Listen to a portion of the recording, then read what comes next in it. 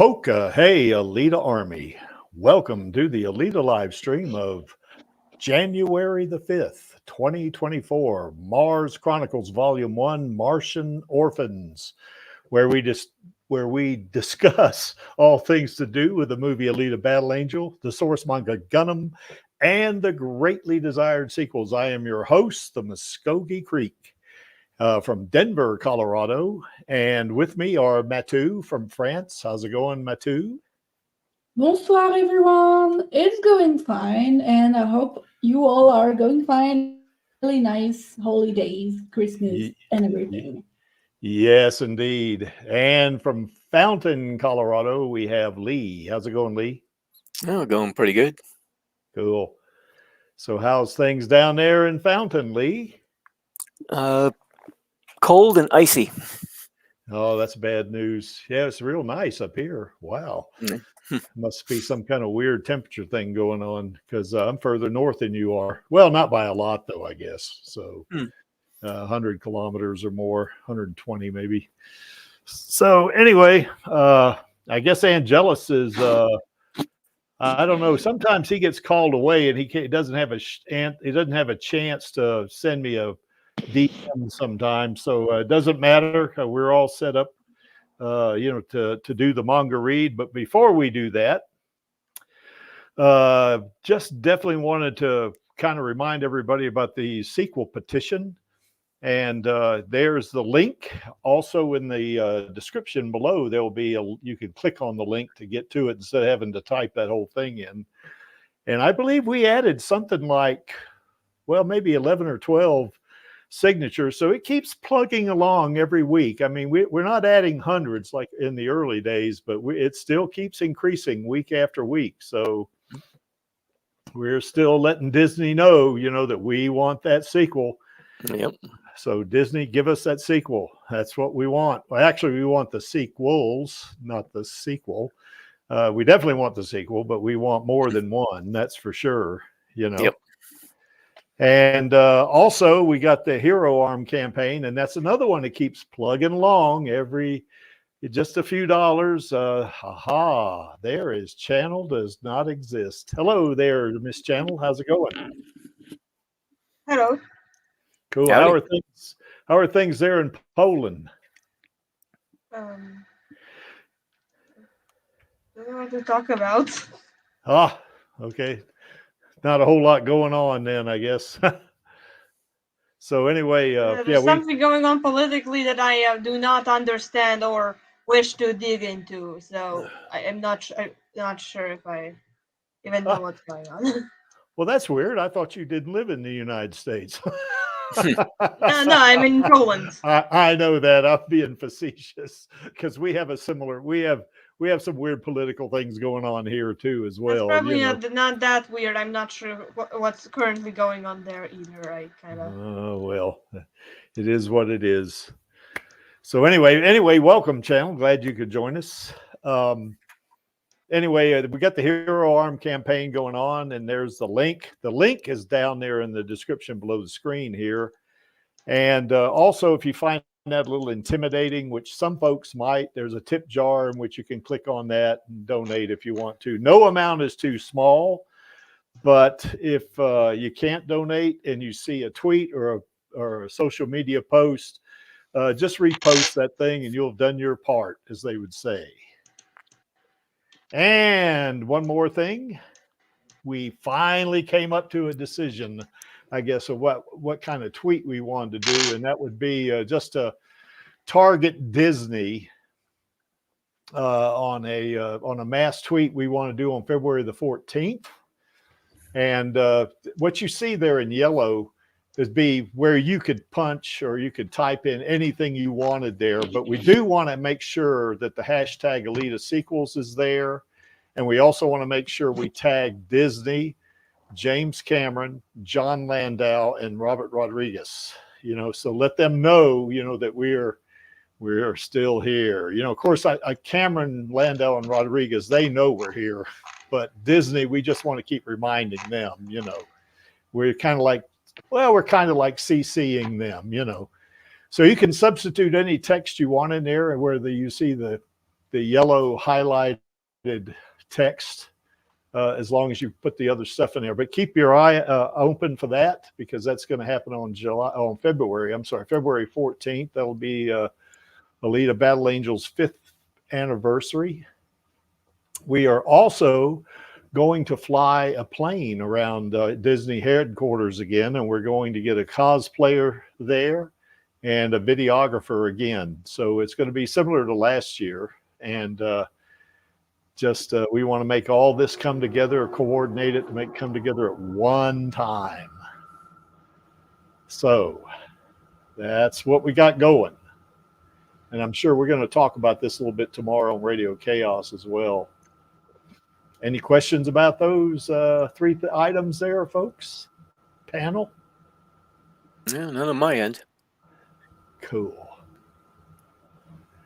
All right. Well, let's go ahead and, I guess, get to the Mars Chronicles. Before we do, Mattel, have you read this? Matu, I'm sorry, I mispronounced your name. Yeah, I've been reading Mars Chronicles for a while. I think I did not catch up maybe with the last chapters, but yeah, I've read like pretty much most of it, and I've got them in physical copies as well, of course. Okay, Lee, have you read the Mars Chronicles? No. Okay. Well, you're going to start reading them today then, I guess, aren't you? It would appear so, yeah. Yeah. And That's Channel, weird. I think... Yeah, go ahead. Go ahead, Chad. That's weird to read Mars Chronicle before finishing the first series. Yes. I mean, Mars Well, Chronicle is so detached, you won't get spoiled much. It's just so it's not a problem. It's just kind of. Well, when we get to volume 7, 8, and 9, it kind of, that's kind of I wouldn't call it a spoiler, but it kind of lets you know what happens after Last Order, sort of, or while Last Order. So it's kind of weird. Yeah, it's weird. It's weird, but it's distant enough. It's gonna be confusing, but it's distant enough that by the time he starts reading it again, he might forget it. I checked with a few friends who we've read manga together with. They did forget it after a while, so you might just forget that part of Last Order by the time of Mars Chronicle by the time you get to Last Order. So it shouldn't be too much of a spoiler. Yeah. Anyway, I want to say good day to Maxie. Hi, Maxie. Hey, how's it going? Oh, hey, Maxie. How's it going? I snuck in, but it's weird. It's cold this morning. It's like middle of summer, but it's cold. What the hell? That's weird.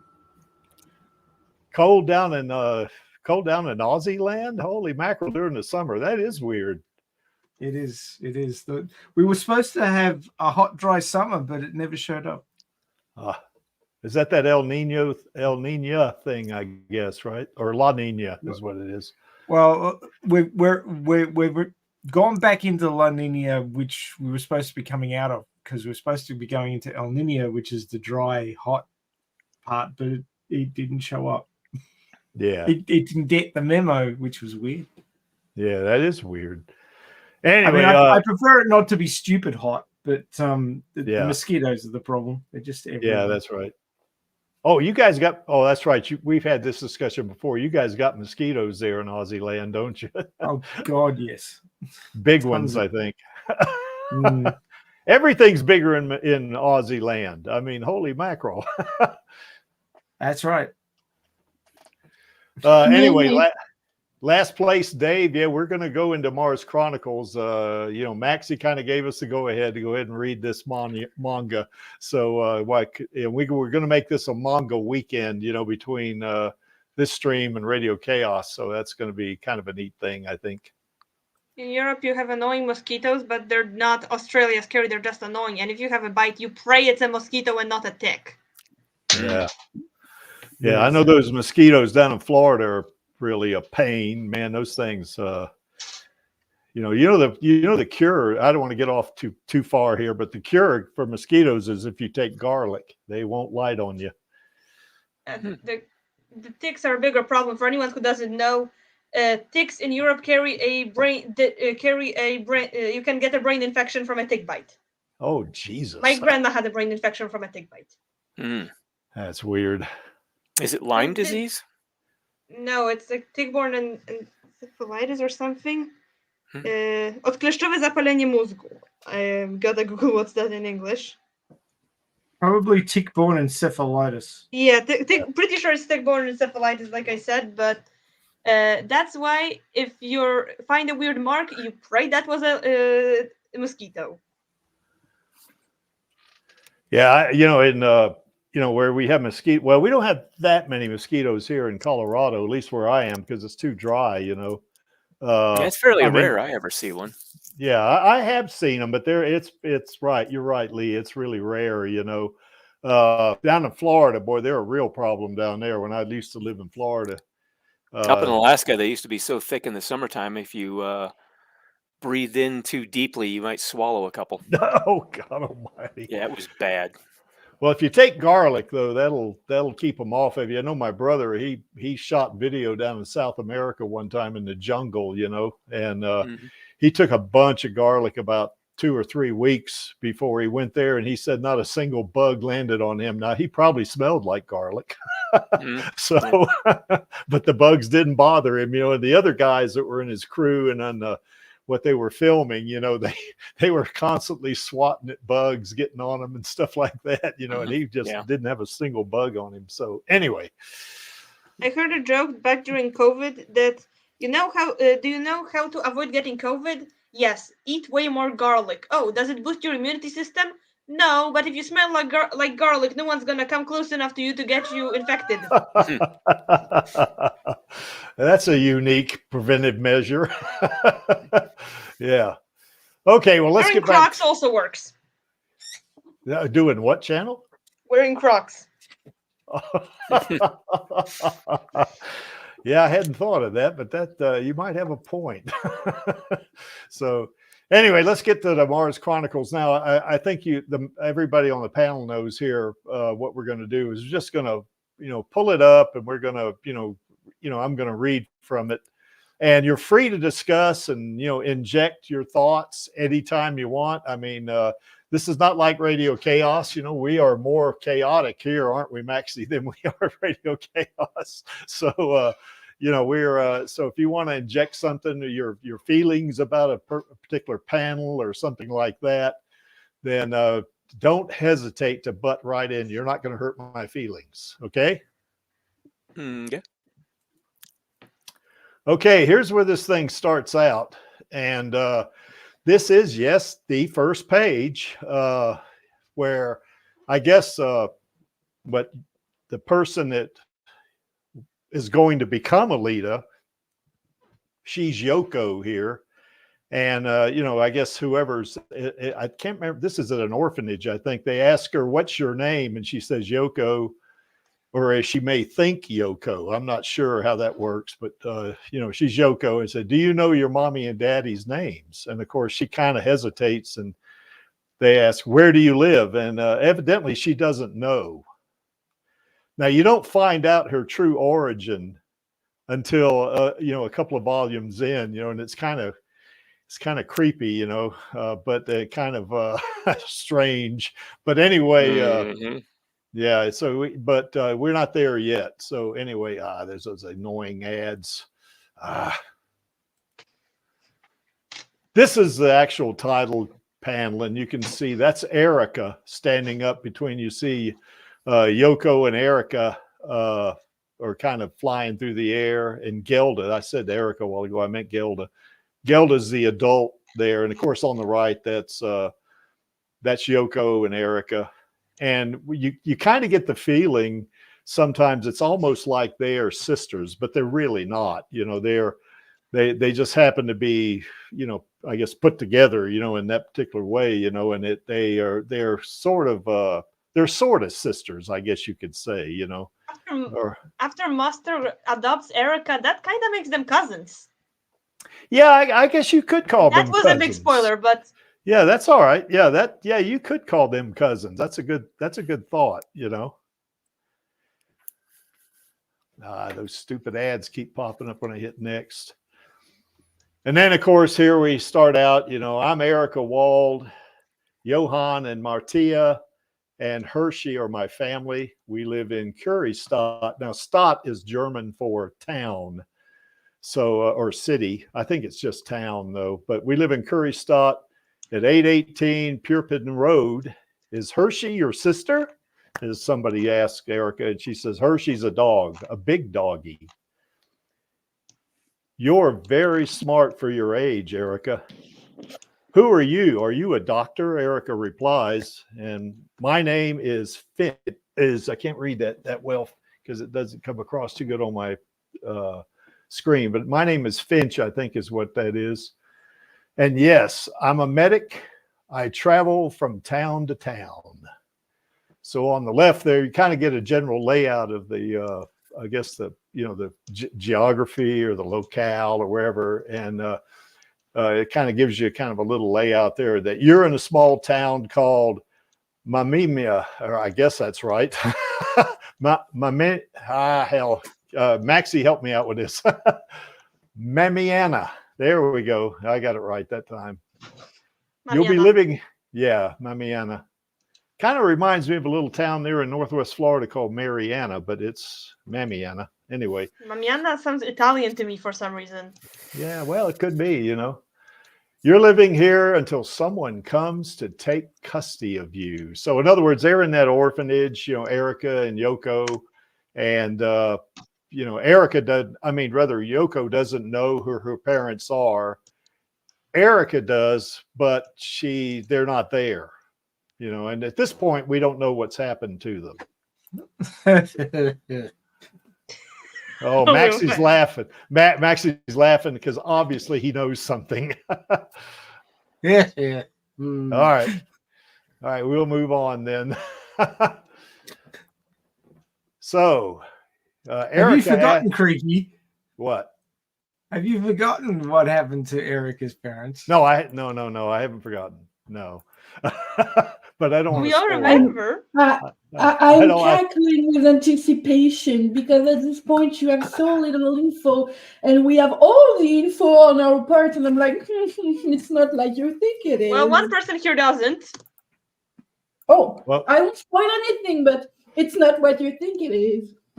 I have zero self-control when it comes to spoilers, so Me as you've too, already Seth. noticed. well, we don't want to spoil it, do we? Or you want us to spoil it? Call it foreshadowing. Just keep moving. Well, let us just say that Erica is somewhat responsible. I'm going to leave it at that. So anyway, Erica responds to Finch and says, will you help Yoko too? She can't walk right. So Finch looks at me and says, I don't see anything fundamentally wrong with her body. The trouble's probably stemming from inexperience with a mechanical body. So in other words, see, Yoko has not, or I'm going to say Yoko, it's Alita. We know it's Alita. It's going to be Alita, you know. But she's basically a toddler here. So probably like any toddler that's not, how would you say, not used to walking that much, you know, they kind of struggle a little bit walking. So it's kind of a similar thing, I think, you know. I mean, look at the body type shape. If your head was the third of the size of your body, you'd have a hard time balancing too. Yeah, well, that's true, because I guess the center of gravity and the weight distribution or mass distribution in the body might be, you know, pretty different from humans. But and I don't want to spoil here, but she's been a cyborg, you know, from birth in this particular arc, you know, or in this set of arcs. Now in the movie arc, what they did there was they kind of gave her a, you know, born as a human child, you know, but here she's not, you know. So anyway, it's just kind of like two origin stories if you want to think of. But anyway, Finch says, well, you know, to make things a little easier, I'll set you up with an assistance remote. So, you know, this will operate a few basic movement programs for you. In other words, there's probably some software, you know, that it goes along with this body, and she's kind of learning. I guess Yoko's learning how to control it, as kind of the way I take away from that. He says, you want to practice so you can walk around without that remote. And he says, all right. And she says, Erica says, lucky you, Yoko. So anyway, there's the orphanage where you'll be staying. These are where many orphans like you are living there. So anyway, he you know, Finch continues, remember, cure is beyond the will to, and I can't hardly read that. I guess I'm gonna have to kind of expand that just a little bit so I can see it a little bit better.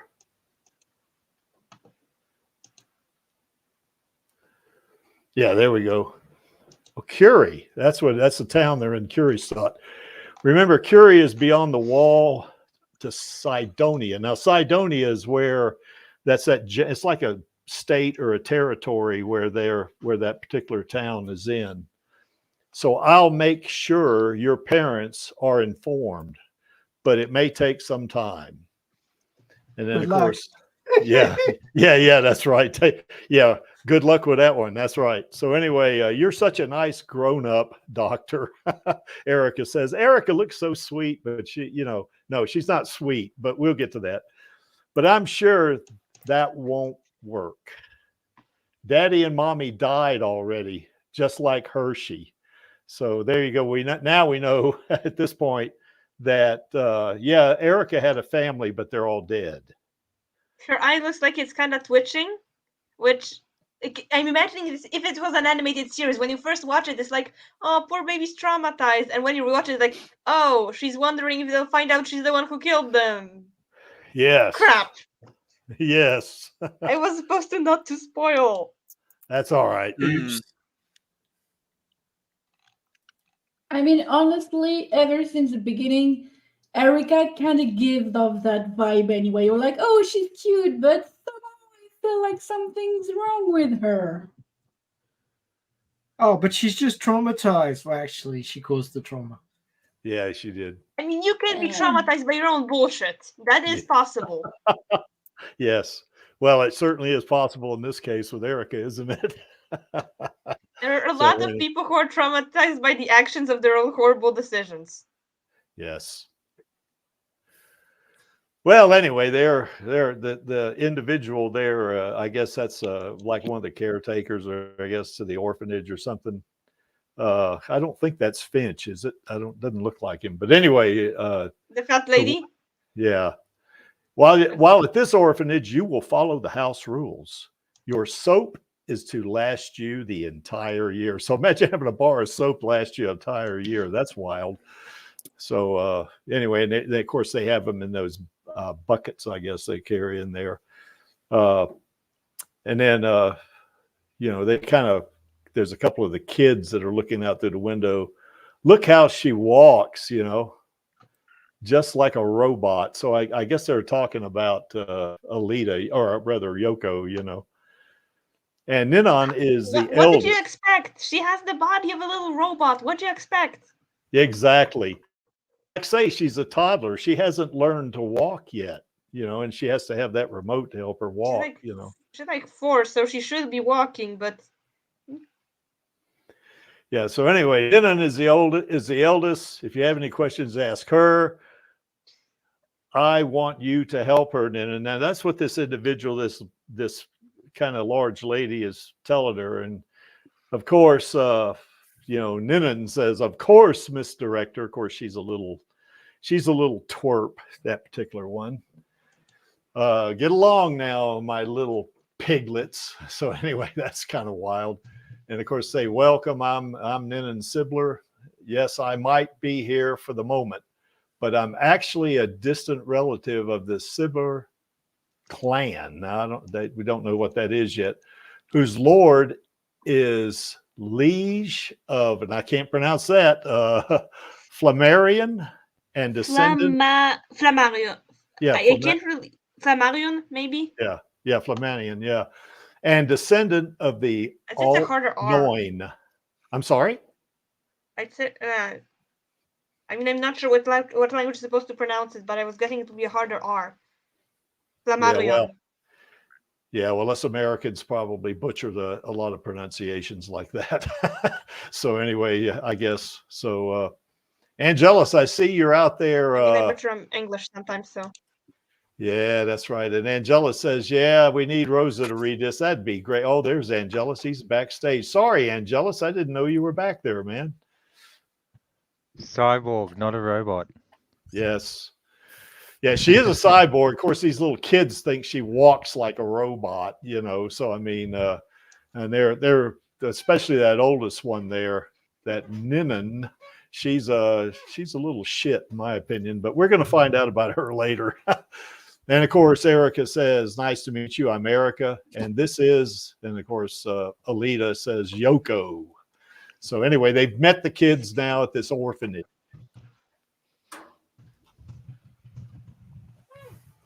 And then, of course, one of the other kids asks Yoko, "How does your body work?"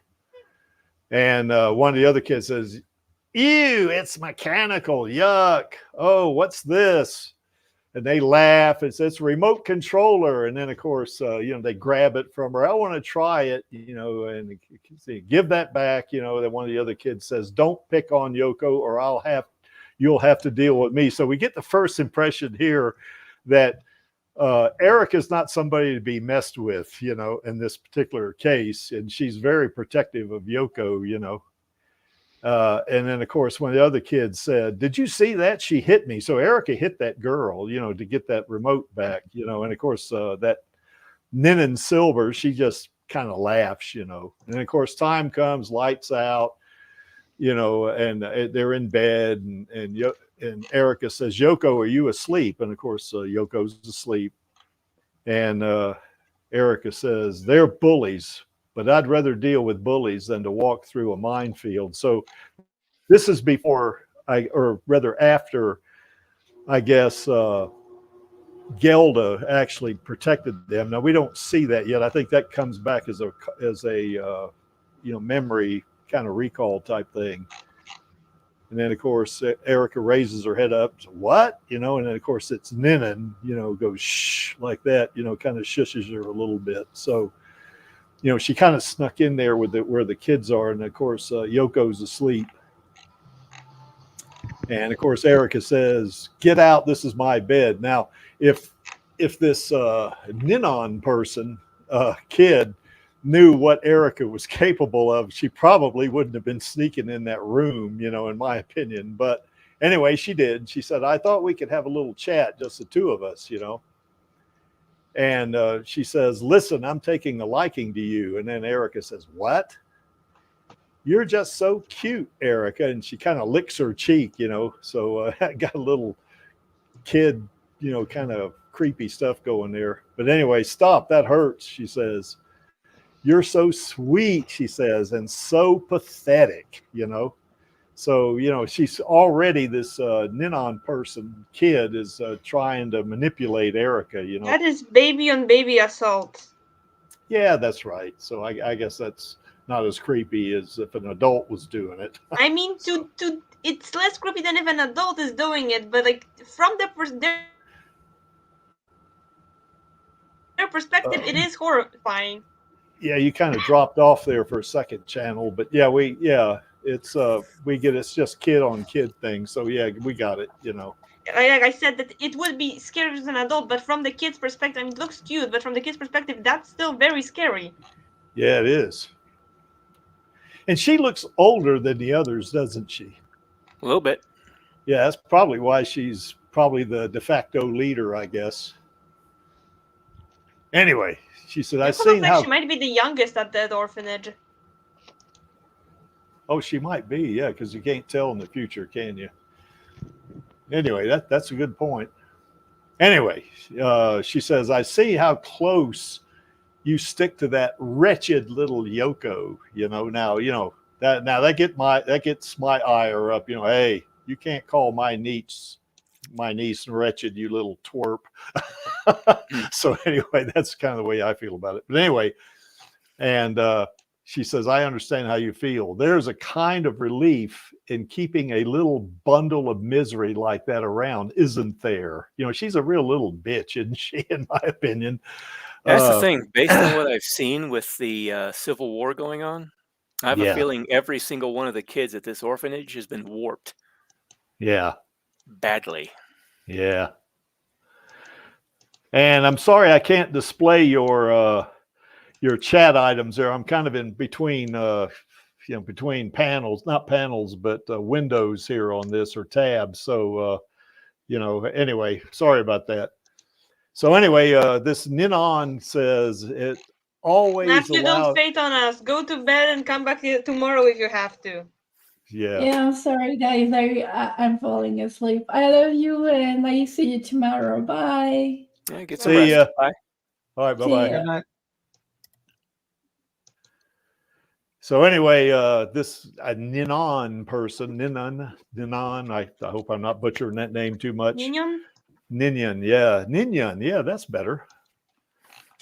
Anyway, it says, "It always allows you to look on the bright side. You must be like, at least I'm not like her." And Erica says, "No, and she kind of shushes her and says, "It's fine, Erica. I get it. I don't blame you.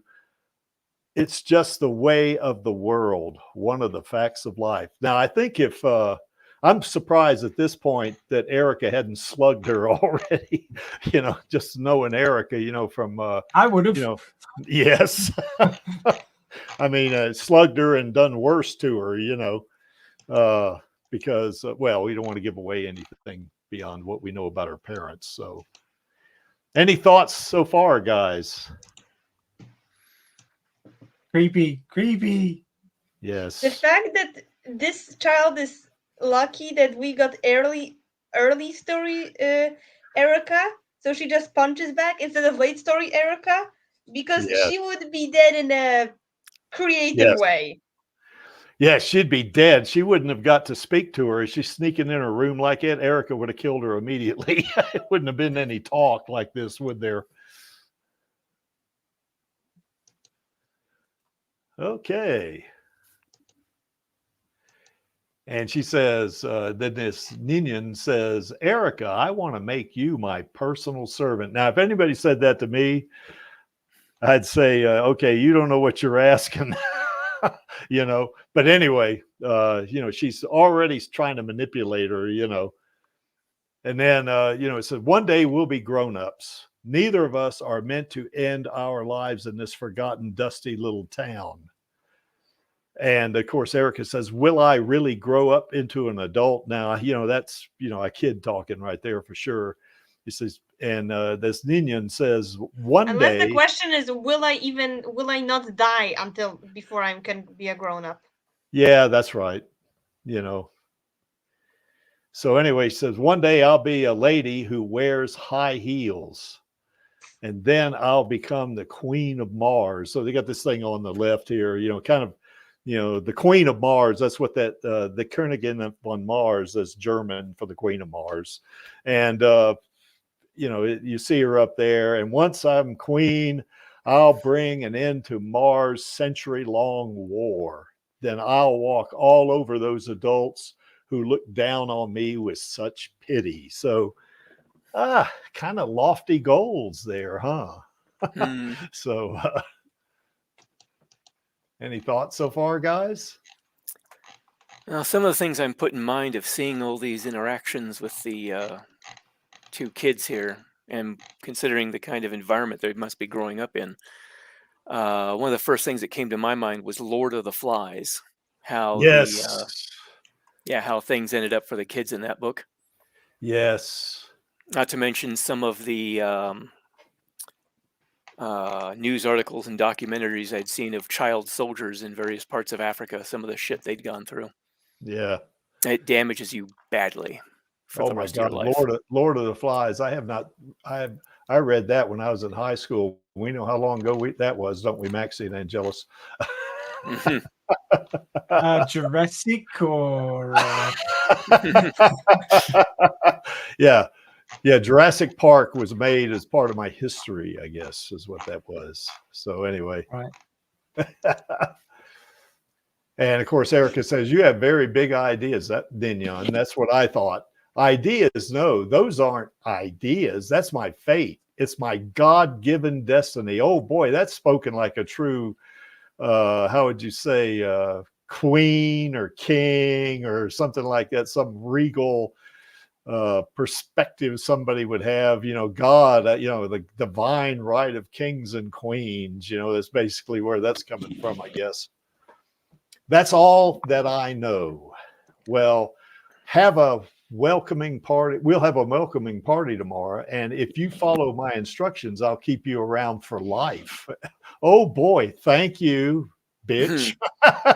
So anyway, she says, sweet dreams. I guess she leaves the room there. Of course, man, you know, if she knew Erica like we did, she wouldn't want to talk to her like that, I don't think.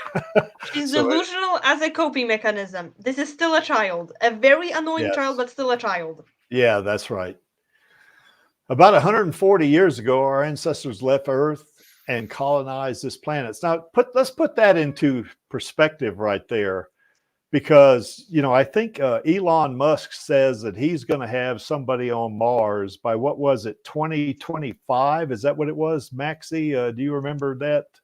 I don't think he's going to do it, but I remember it. But he was also saying that the first unmanned drones on Mars that will start building the base would be by 2022, and we clearly haven't had those yet, unless he did it in secret.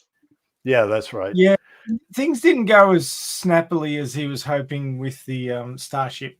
So. Yeah, they usually don't with new endeavors like this. Yeah, that's right. Well, let's say though that it was 2050. is when he finally makes it happen, 2050.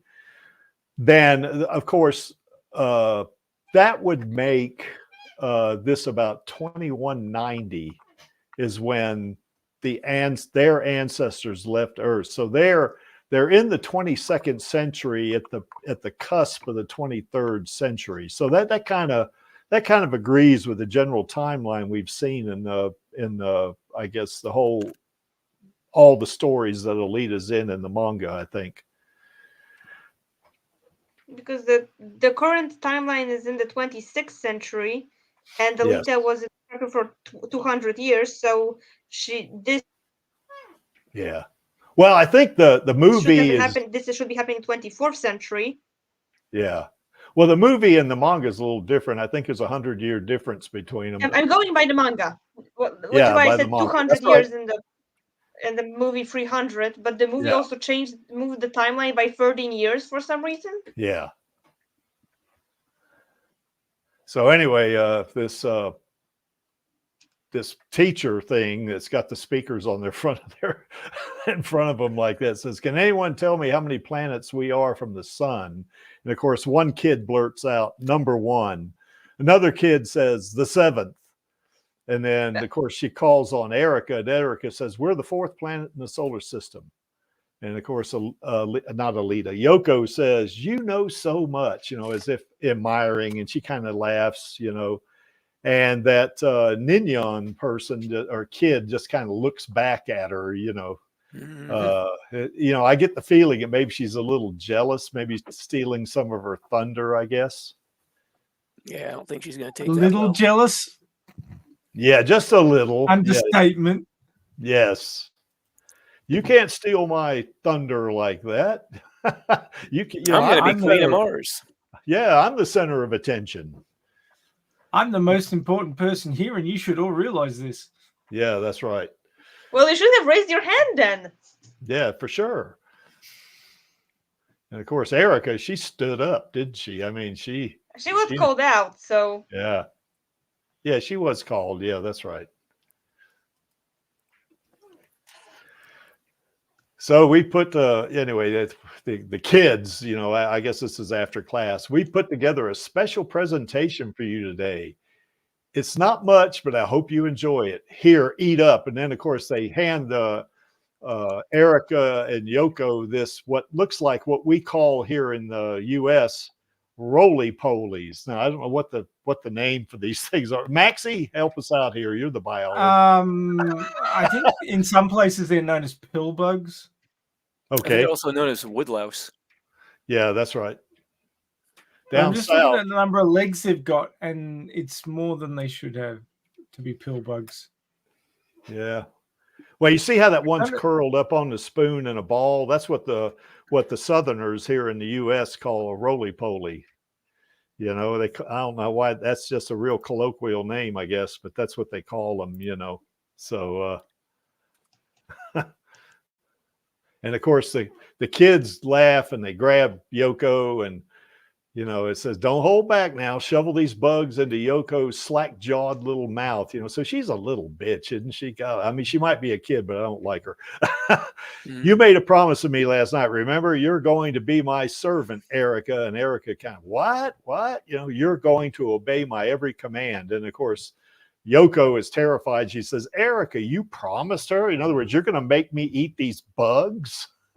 So anyway, Erica says, "I didn't promise anything, and he said, "You don't have to lie to her now, Erica. You didn't do anything wrong. You're not meant to be with that miserable Yoko anymore. You're with me now. So go on, feed Yoko the bugs."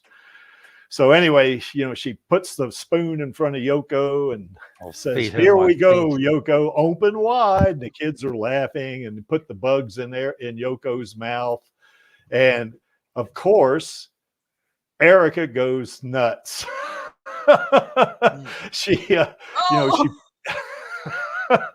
Yeah, this is where we see the first of her, kind of becoming unhinged. Of course, she has every right to do this, So anyway, she hits this Ninyon kid and hits her, I guess, so hard that she throws up. And Erica yells at her. No, "You're she a-" force feeds her the bugs. Oh yeah, she forced. That's right. I see. That's a spoon. That's right. She, instead of putting more bugs in Yoko's mouth, she rams it into Ninyon's mouth. And of course, she throws up, you know, and Erica says, "You're a liar," you know, and then of course, a fight ensues. You know, Yoko's down there watching, and the kids are getting exhausted. They're just huffing and puffing, as you see there. What a dreadfully stubborn girl. That's what that Ninyon said. Well, yeah. Yeah, You the want her girls to gang up on Erica and beat her with brooms. Yeah, that's right, you know. But you know, yeah, you try to get her to force feed at this point her friend or her cousin or whatever you want to call it, adopted sister or whatever, you know, and you know, yeah, of course she's gonna take exception to that stuff, you know. So anyway, you know, they kind of beat up on Erica, I guess, and this Ninyon kid steps on her and says, this is all you'll get for today, you know. And he said, "But I haven't given up, not by long shot." This is what that kid says. "The future queen or some dumpy robot." Of course, she's not a robot. She's a cyborg. "Choose your friends wisely," you know. And, you know, and oh, one more thing, you know.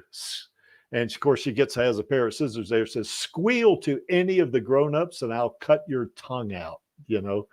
And of course, the kids are walking off, and Erica's, you know, kind of been beat up, and Yoko's crying, and Erica says, "I'm fine." You know, the poor bugs. Yoko says, I guess, you know, because the bugs, you know, I guess got the brunt of it, I suppose. And Erica. Even if Erica wanted to be friends, both with you and with Yoko, after this, she's definitely not gonna want to be friends with you. That's right, for sure. And of course, Erica says about the poor bugs, says, "Oh yeah, you know, because the bugs died, I guess, you know."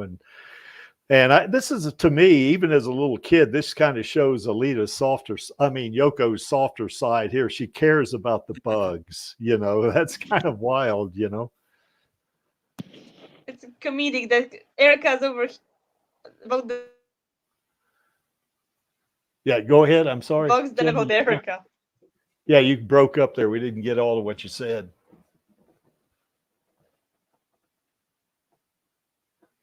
The scene is a bit comedic because it looks like she cares more about the bugs than Erica, than about Erica. Yeah. Yeah, that's right. Erica thinks she cares about her the most because you see Yoko up there. She goes, "Oh," like that, you know, because the bugs are dead, you know. And of course, Erica thinks it's her. "I'm fine." Then finally, yeah, it's not directed at Erica. It's directed. Yeah, at it's directed at poor little bugs. And she goes, Erica goes, "Oh yeah," you know. So anyway, disappointment, I guess. There's those annoying ads again. So anyway, there's I guess the landscape, and that Angelus or Maxie or Channel Lee. You didn't read the Mars Chronicles. What's that character's name there, standing up over all those dead guys with a hat on? What's his name again? Don't remember. He's like, I'm sorry. Don't remember. Okay. Anyway, he's pointing over. See that ship? Go ahead. Yeah, go ahead. I was hoping someone else remembered. Oh. Yeah, I can't remember now. Anyway, he says, "See that ship over there?" And of course, you know, these guys are all, you know, beaten to hell, I guess. They've been in a battle, it looks like. Damn it. These ads pop up when you don't need them. Yeah, that guy there at the top panel on the right. I wish I could remember his name. Anyway, that's one of the pirate cruisers that crashed during the Northern expeditions. Save your breath. Stick to the important details. Who that individual is, I don't know. Gilliton. That's his name. Yeah. Come on, Master Gilliton. Smooth, genial conversation is key. As I was saying, I took part in the 4th expedition 10 years back, and this guy was in my unit. So he's kind of kneeling down over one of the guys that was, I guess, killed in the battle. Iron Eye Mortan. Wow, that's a wild name. He was one hell of a soldier, and look what happened to him here. Go figure. And he laughs. You never mentioned that before. He laughs. You were close. Das, that's his name. Das. Yeah, there we go. Not particularly, he says. That Das says that. Apparently, it was Künstler's who did them in. If Grunthal is involved with this, I want out. Come on, let's not jump to conclusions. I'm looking into it now. Here we go. So anyway, he's picked up looks like a tablet of some kind, or maybe a laptop, and he's kind of looking at that. Stupid ads. Get out of there. Well, he's got ads too. Well, yeah, I know, but every now and then I click on next and the ad pops up. I got to get rid of it. So I'm saying that the guy in the story's got ads on his tablet too. yeah, he does. Yeah, he does. Wait, I'll show you what Yoko looks like. You just gotta skip this ad. It's unskippable. Just wait 15 minutes. 15 seconds, sorry. That's all right. Unless they invented 15 minutes ads on Mars. Anyway, Das says Künstler's were running a mission in Magenstadt, or Magini. I can't. Magini Stadt on the same day, cross-referencing with the images extracted from Mortan's visual memory. Wow, they have technology that can. I forgot about that. They can read the memory. It's kind of like that movie Chronicles of Riddick, where they could, those. I guess those seers or whatever those things were, they could get their last memories too, I guess, or any of their mememories for that matter. They're called lenses.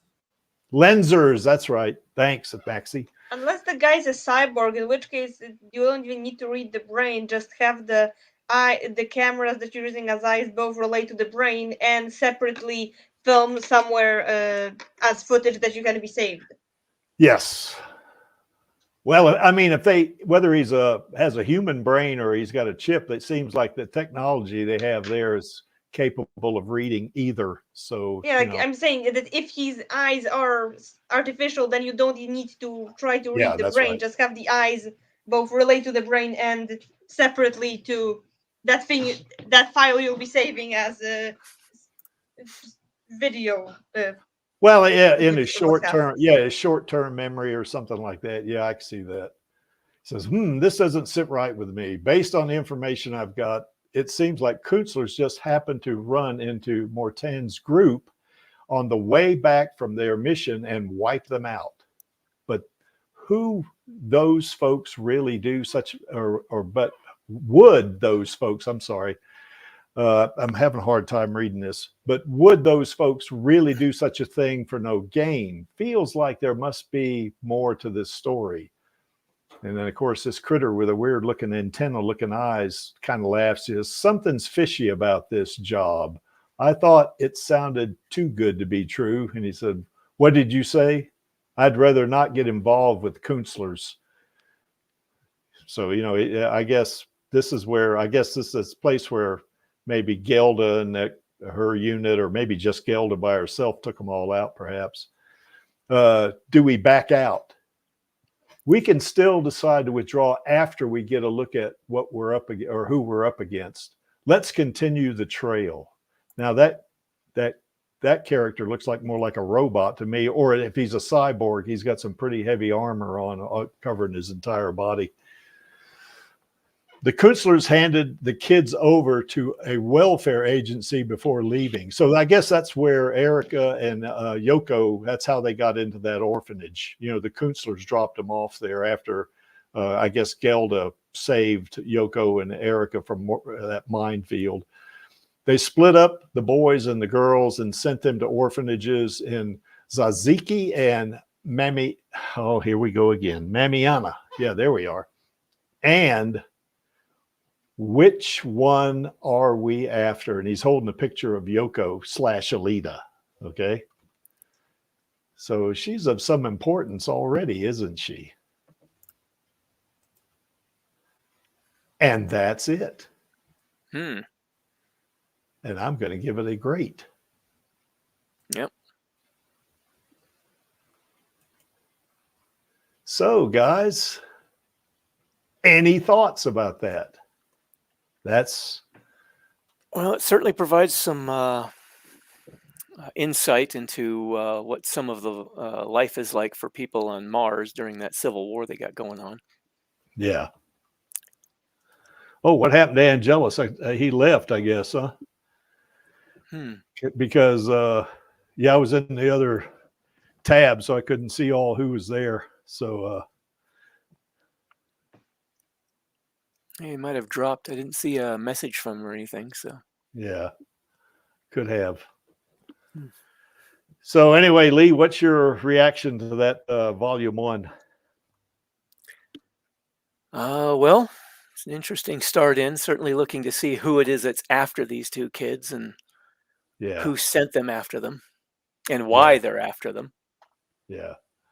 Now, not to spoil too much, but that DOS ends up with later on with Erica and Alita, and actually kind of protects them, you know. So it's kind of weird, you know, how that. But you don't get that sense here in this volume anyway.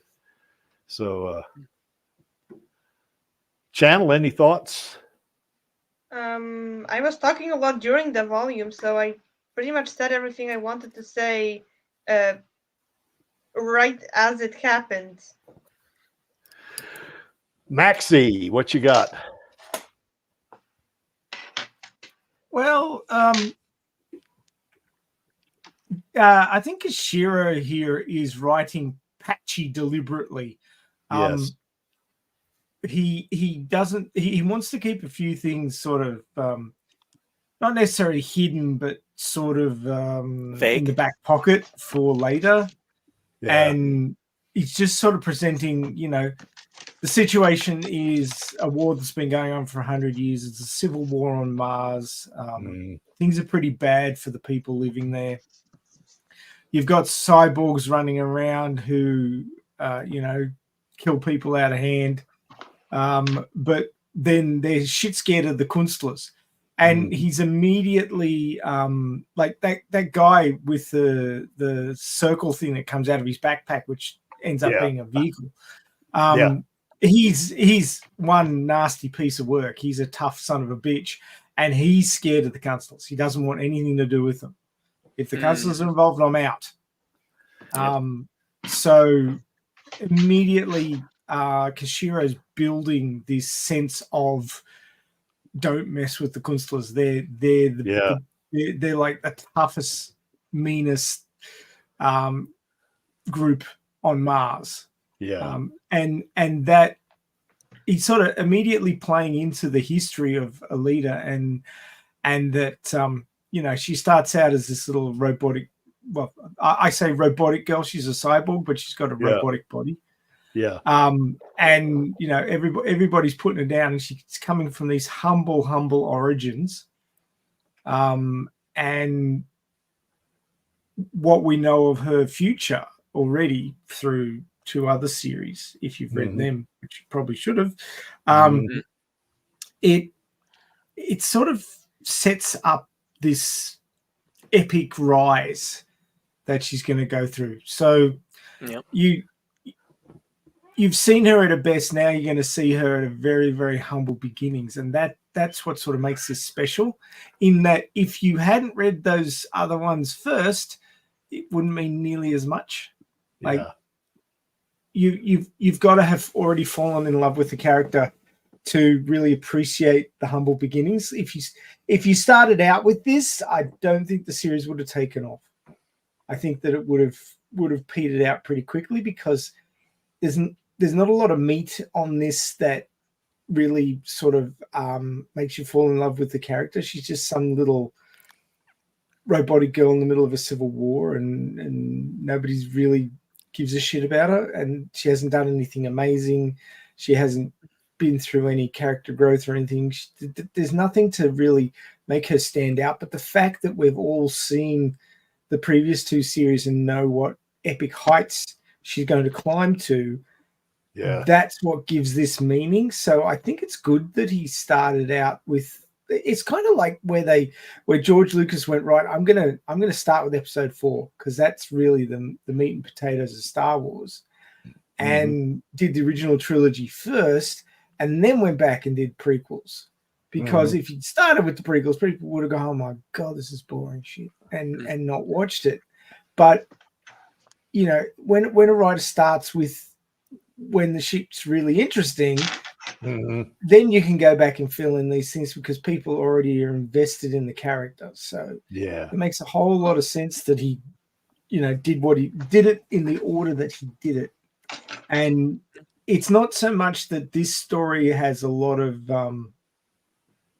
emotional pull, but the fact that it's coming after the other stories, and then you're finding out about her origins.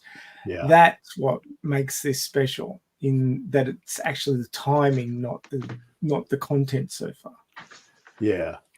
And to last place Dave's point here, this was a lot from Erica's point of view. This volume 1, wasn't it? I mean, I mean, certainly Alita. I mean, Yoko. Yoko was kind of pretty important in it. I have a feeling it might also be partly that it's setting up the what's the I can't remember the term now. Shoot.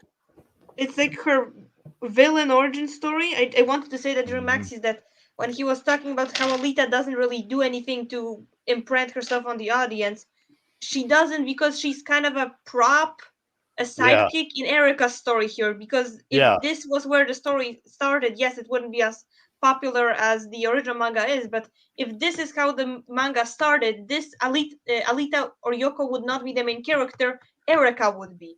Alita might have been the main character in the second series or so, but the first series would be focused on Erica. This is clearly Erica's story, with Yoko being the cute baby that's supposed to sit there and be funny, so the audience can get distracted from Erica being increasingly less likable and more horrifying, before first becoming going from weird to horrifying and likable, to horrifying and unlikable, to oh my god, get this child off screen, to okay, can I have the annoying child back on screen? All the characters on the page are characters I don't know anything about and I don't care anything about. Can I just have someone I already know on the page again?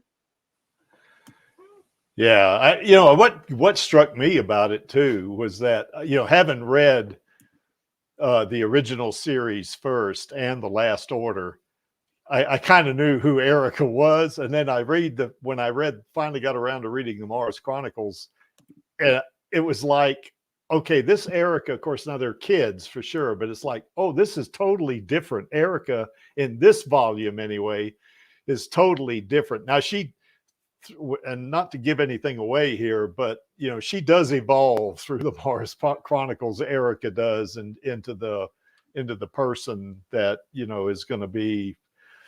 I would say kind of a terror, I guess you could say, in the Last Order, particularly, Drow X. Yeah.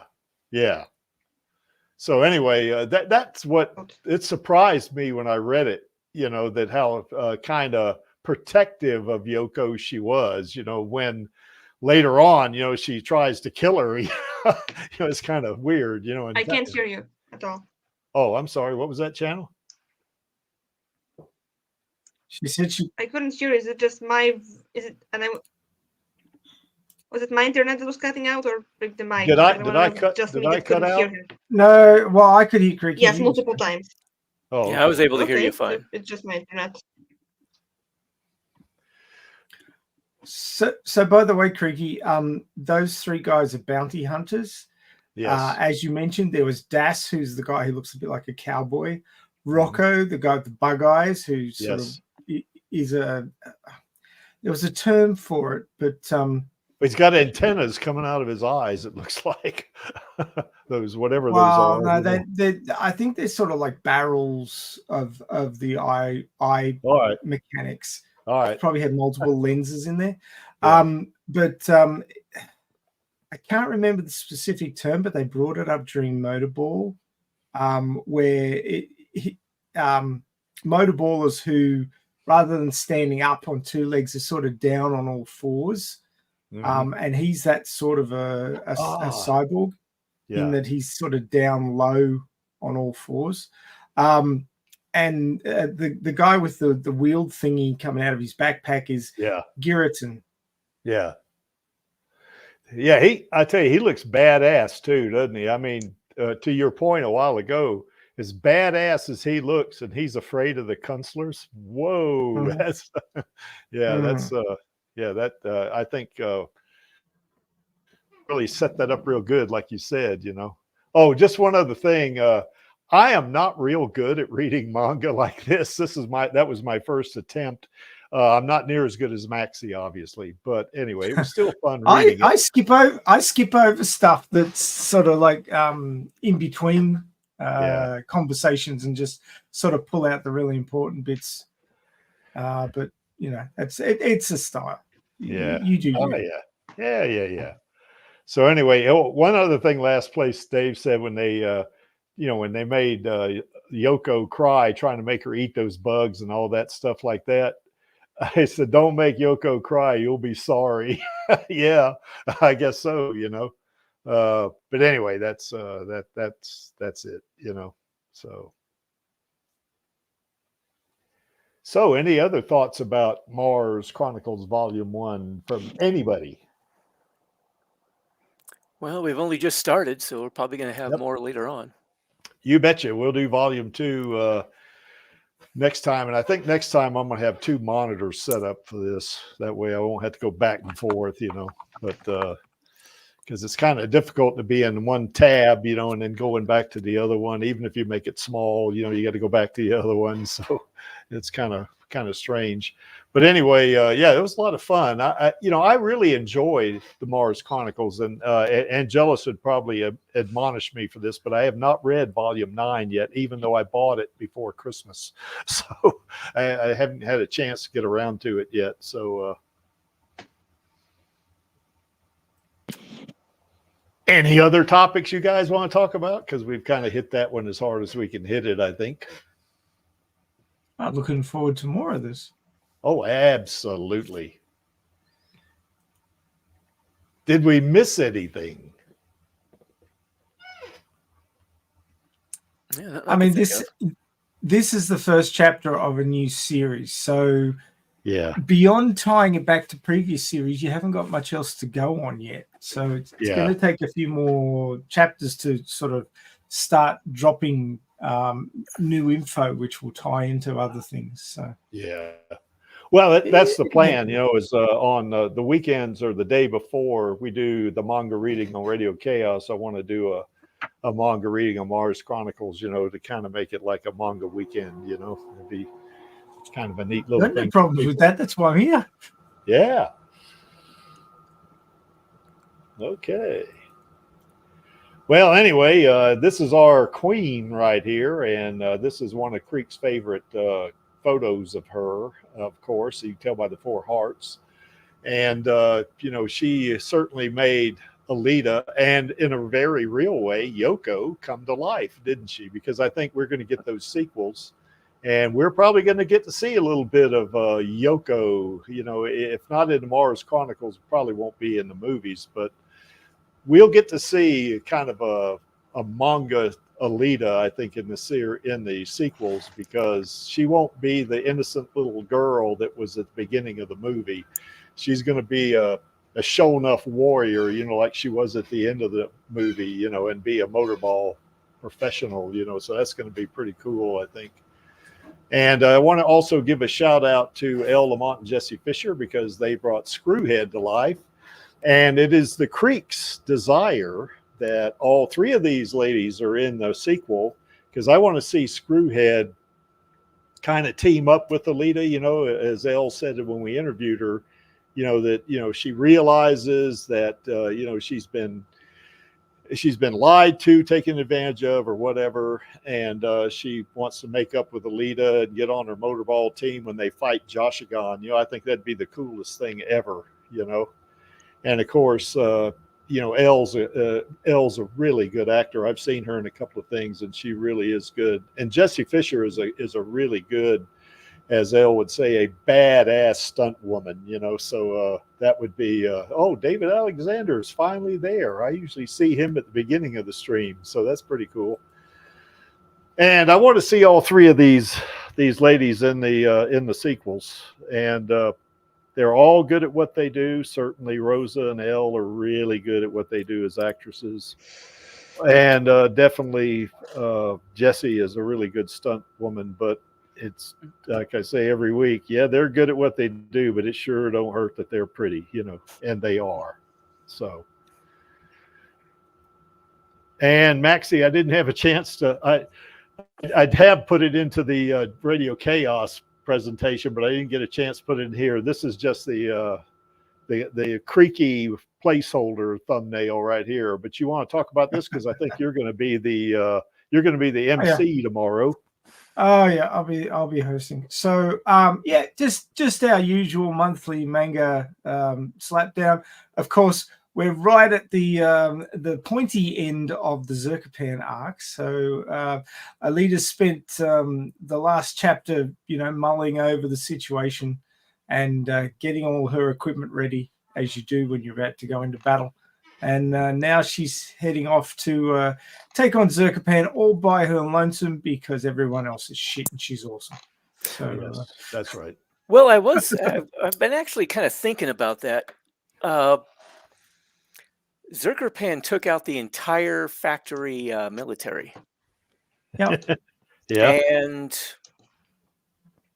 Alita has a revolver with bullets holding a special substance that is like the only thing that can hurt Zapan, right? Pretty much. So what is everybody else supposed to do? Suck Help it and her. die? Yeah, help her any way they can, the way I see it, you know.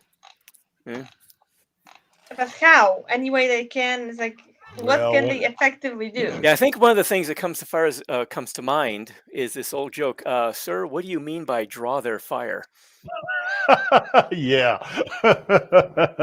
Well, I want you to distract them and let them shoot at you so these other people can get to them. I believe the technical term is bullet sponge. Yeah, that's right. I mean, Also they known could as not. meat shield. At least they could, even if they can't be actively helpful. Let's just be honest, they can't. They could not throw rocks at her. Like, if you can't be helpful, the number one rule of helping is don't make things worse. Well, I'll tell you what, when the creek is 614 years old, he's going to help her fight There's this Zerkapan. saying in Polish, pierwsza zasada pomagania to nie przeszkadzać. So first rule of helping is do not disturb. Do not make it worse. Yeah, don't get in the way. That's right. You definitely don't want to do that, you know, because it just makes Isn't it it worse. 8,614? Yeah, 8,614 years old. You know, yeah, hey. Maybe the Alita Army will still be around because it's in Maxie's fanfic. So yeah, the Alita Army can help take down Zerkapan, you know. Yeah. Oh dear. I don't But think yeah, it should be a good episode, I think. It's actually two chapters to finish up that that fight. So we'll get the first half of the fight, and then we'll do the second half of the fight just before Alita anniversary. Yes. And that will be the end of the Zerkapan arc. And then we'll head into the Yellow Door arc. Or chapter. Oh, that's going to be cool. Because I like Alita in the Badlands arc. I really like that. She's, you know, in the tuned body. My favorite body is the Imaginos body, obviously. But yeah, I like her meeting Figure 4 and doing that stuff. That's going to be, that, you know, we'll her story switches up a bit and interesting things happen. Yeah, it does. Okay, so anyway, join us tomorrow on Radio Chaos. We're going to have another manga reading, and hopefully by somebody who can read manga better than the Creek can. So, because I think Maxie does. Yeah, it was a little bit rough, but that's all right. It was fun, you know. All right, so why is this image here? Now, this is going to be a short stream. I'm sure about that, but that's okay. You know, we had fun on it. But why is this image here? Well, that image is there because I like it, and I am the manager and producer of the stream. And to paraphrase Gruwishka, I'm only here for our girl and the Alita Army. And of course, all of us in the Alita Army. Question: is there a post stream? I'm sorry? Dumb question: is there a post stream? I know it's wasn't supposed to interact during the endings, but like this is the question. No, it's okay. We don't. Yeah, we can do anything on this stream. Yeah, we're going to do a post stream. We're going to stick around. Yeah, for sure. Oh, okay. As a matter of fact, I just wanted to know. Let me do this. Let me do this right here. Anybody want to join us on the post stream? There is the link. If you want to come on and talk to us, we won't be streaming, and we will get to meet you and stuff like that. And you can come on and we'll have a chat. Okay. So anyway, yep, we're only here for our girl. That's what we are, for sure. And that just leaves one thing, doesn't it, folks? That's the call to action, and that's going to be on my count of 3. 1, 2, 3. Film those sequels, baby. Oh, that was better than last week. Okay. Way better. Yeah. Join us on Alita Livestream next Friday and tomorrow on Radio Chaos. Bye. Hi, guys. What's up, Alita Army? This is Hot Toys Alita, and I hope you enjoyed this week's Alita Livestream. Please join my Uncle Creek, Angelus, and our other guests for next week's show. Remember, I do not stand by in the presence of evil, and film those sequels, baby. See you next time.